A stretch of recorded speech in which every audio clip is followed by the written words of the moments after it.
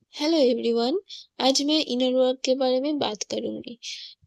Inner work क्या होता है? बहुत लोगों को सिर्फ लगता है कि मेडिटेशन करना ही इनर वर्क होता है, पर सिर्फ मेडिटेशन करना इनर वर्क नहीं होता है।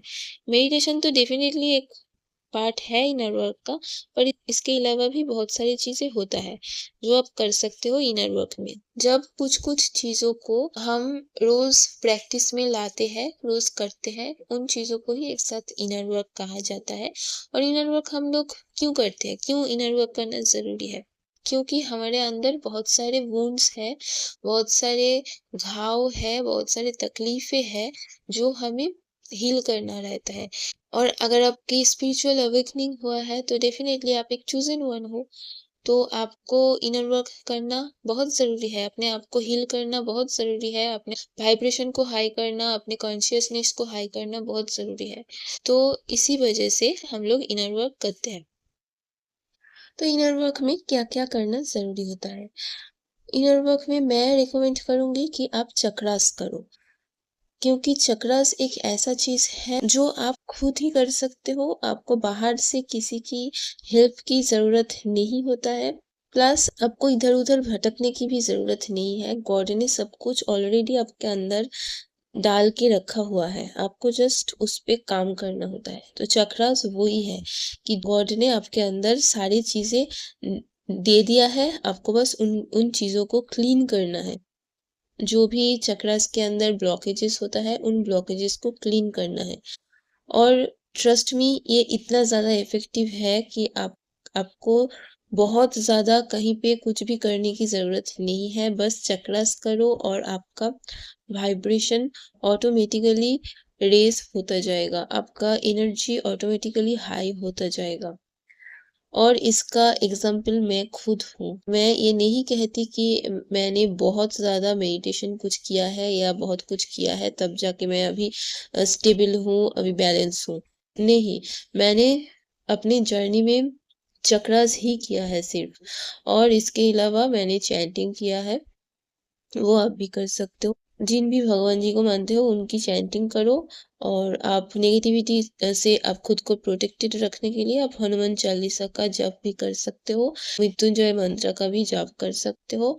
और आप मेडिटेशन में सिर्फ चक्रास करो, क्योंकि हमारे अंदर जो भी डिसबैलेंस रहता है इमोशन लेवल पे, वो कहीं ना कहीं उसका रीजन चक्रास ही होता है। तो जैसे जैसे आप चक्रास को हील करते जाओगे वैसे वैसे आपका इमोशंस भी हील होता जाएगा, बैलेंस होता जाएगा। जैसे फॉर एग्जांपल आपको बहुत ज़्यादा गुस्सा आता है, आपको फियर इशू है, कॉन्फिडेंस लेवल आपका लो है, तो डेफिनेटली आपको आपके रूट चक्रा पे काम करना चाहिए।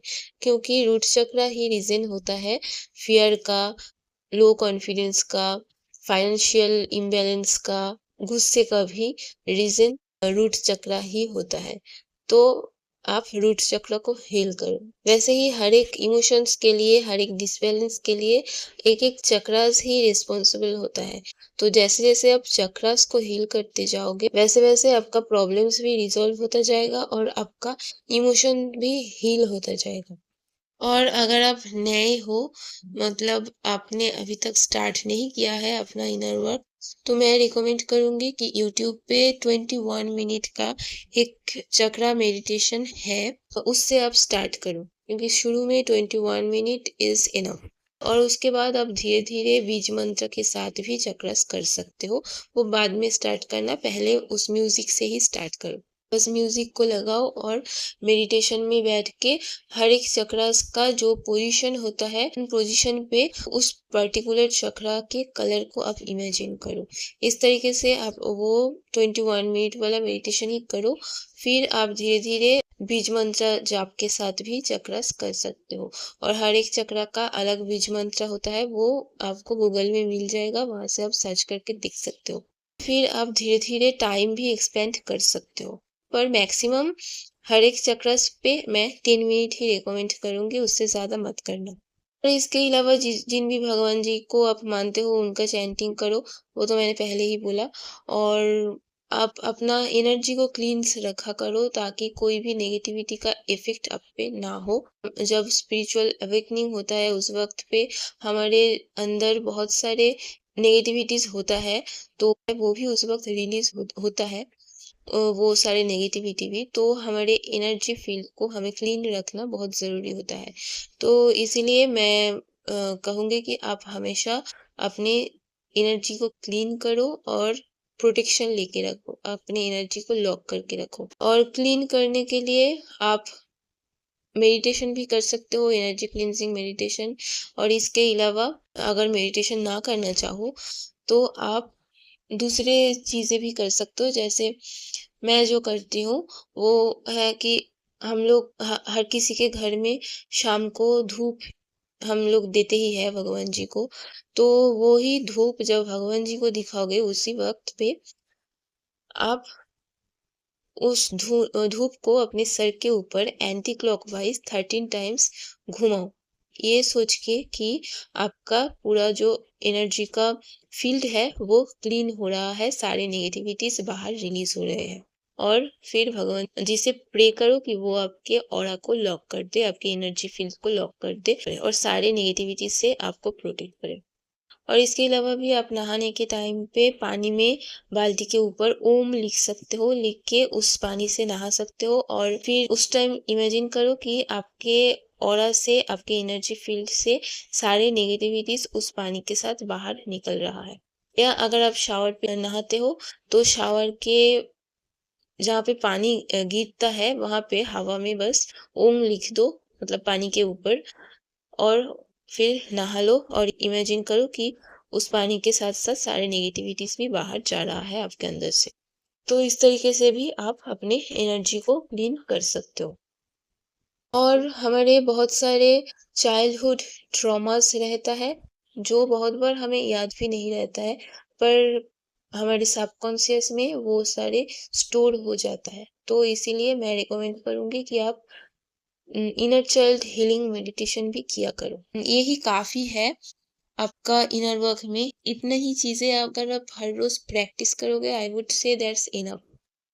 और आप ज़्यादा से ज़्यादा चैंटिंग करो, या फिर जिस भी भगवान जी को मानते हो, मन में बस उनका नाम बोलते रहो, जिसको हम अजप-अजप कहते हैं।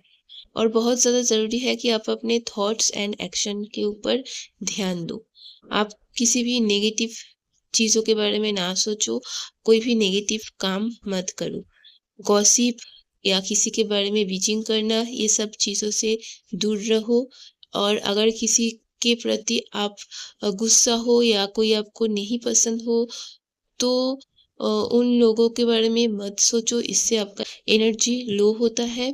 और अगर किसी से आपकी जेलसी है, तो उन सारे इश्यू को भी आप रिलीज़ करो। क्योंकि ये सारी चीज़ें कर्मा क्रिएट करता है और नेगेटिविटी होता है। सो इन चीज़ों से दूर रखो अपने आप को, और अपने थॉट्स पे हमेशा ध्यान दो कि आप क्या सोच रहे हो, नेगेटिव चीज़ें मत सोचो। और अपने आप को क्रिएटिव साइड के साथ जोड़ो। जो भी चीज़ आपको करना पसंद हो, जो भी चीज़ कर जब आप करते हो, तब आप उस चीज़ में खो जाते हो, आपको दूसरी चीज़ों का ज़्यादा ध्यान नहीं रहता है। ऐसे कोई भी चीज़ आप कर सकते हो, जैसे मेरे लिए है मेरा पेंटिंग, मुझे पेंटिंग करना बहुत पसंद है।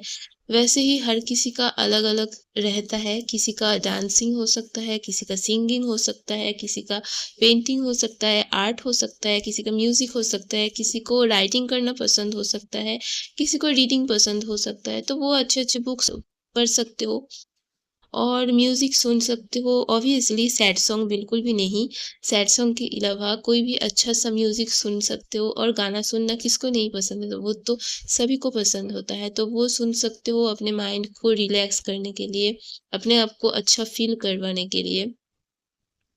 और आप नेचर में जा सकते हो, नेचर के साथ कनेक्ट कर सकते हो, बाहर जाके वॉक कर सकते हो। और योगा ज़रूर करना, माइंड, बॉडी एंड सोल को अलाइन करने के लिए योगा बहुत अच्छा होता है, तो योगा बिल्कुल करो। दूसरे कोई भी एक्सरसाइज़ आप करना चाहो तो वो कर सकते हो, साइकिलिंग कर सकते हो, स्विमिंग कर सकते हो, जो भी आपको पसंद हो आप वो कर सकते हो। और जिसमें भी आपका mind, body and soul engage हो, ऐसी चीज़ें आप बिल्कुल कर सकते हो। पर इसका मतलब ये नहीं है कि माइंड, बॉडी, सोल को एंगेज करना है मतलब आप टीवी देखने लग गए या फिर वेब सीरीज़ देखने लग गए, ये सब मत करना। अच्छी चीज़ें करो, जो आपके लिए अच्छा हो, जो आपके माइंड, बॉडी एंड सोल को अलाइन करने के लिए अच्छा हो। और रात को सोने से पहले प्रोटेक्शन लेके सो, ताकि कोई नेगेटिविटी का इफ़ेक्ट आपके ऊपर ना हो। और अगर आपके चार्ट में एंसेस्ट्रल कर्स हो या आप ट्विन फ्लेम जर्नी में हो, तो बिल्कुल एंसेस्ट्रल हीलिंग मेडिटेशन करो। और अपने इष्ट के साथ हमेशा कनेक्टेड रहो, उनसे गाइडेंस माँगो। जिन भी भगवान जी को आप मानते हो या आपके इष्ट है, उनको ही गुरु मानो अपना और उनसे ही गाइडेंस मांगो, वो हमेशा गाइड कर देते हैं किसी न किसी थ्रू से। ट्रस्ट मी, मैंने आज तक किसी से भी कोई भी पर्सनल सेशन या कोई भी पर्सनल गाइडेंस नहीं लिया। मैं हमेशा अपने शिव बाबा से ही गाइडेंस मांगती हूँ, एंजल्स से गाइडेंस मांगती हूँ और मुझे हमेशा गाइडेंस मिलता भी है किसी न किसी के थ्रू। सो आप भी अपने भगवान जी के साथ, अपने एंजल्स के साथ हमेशा कनेक्टेड रहो, उनसे ही गाइडेंस मांगो और अपना इंट्यूशन को हमेशा सुनो, इंट्यूशन को फॉलो करो। जो भी आपको लगता है कि आपको करना चाहिए, आपको इंट्यूशन आता है या कोई भी गाइडेंस आता है, तो आप वो ज़रूर फॉलो करो। और बहुत लोग पहले-पहले चक्रास नहीं कर पाते हैं, क्योंकि इतने सालों से हम चक्रास नहीं कर रहे थे और अचानक से अगर स्टार्ट करते हैं तो बहुत बॉडी पेन होता है, एनर्जेटिक लेवल में भी बहुत परेशानी हो जाता है। तो बहुत जो कर पाते हो वो तो बहुत अच्छा, बहुत जल्दी आपको रिलीफ मिल जाएगा। पर जो लोग नहीं कर पाते, उन लोगों के लिए मैं कहूँगी कि फिर आप ओम चैंटिंग के साथ मेडिटेशन करो या फिर ओम चैंटिंग वाला जो म्यूज़िक यूट्यूब में अवेलेबल है उसके साथ आप मेडिटेशन कर सकते हो, या कोई भी अच्छा-सा पीसफुल म्यूज़िक लगा के आप मेडिटेशन कर सकते हो। जैसे वाटर साउंड म्यूज़िक हो गया या फिर कोई भी पीसफुल नेचर म्यूज़िक जो होता है, वो सब भी लगा के आप मेडिटेशन कर सकते हो। और कर्मा क्लींजिंग मेडिटेशन भी आप कर सकते हो, वो भी अच्छा होता है। यही कुछ करो तो यही I would say more than enough. बाकी अगर दूसरी चीज़ों में भी आपको इंटरेस्ट है जैसे रेकी वगैरह, तो ये सब भी आप सीख सकते हो, कर सकते हो, वो आपकी मर्ज़ी, कोई कंपल्सरी नहीं है। मैंने कभी नहीं किया, सो मुझे उतना नहीं पता है उन सारी चीज़ों के बारे में, बट अगर आपको इंटरेस्ट है तो आप सर्च करके देख सकते हो और सीख सकते हो या कर सकते हो, वो आपके ऊपर है। सो आई होप मैंने अच्छे से गाइड कर दिया है, और इतनी देर मेरे वीडियो के साथ जुड़े रहने के लिए thank you so much. Her her Mahadev.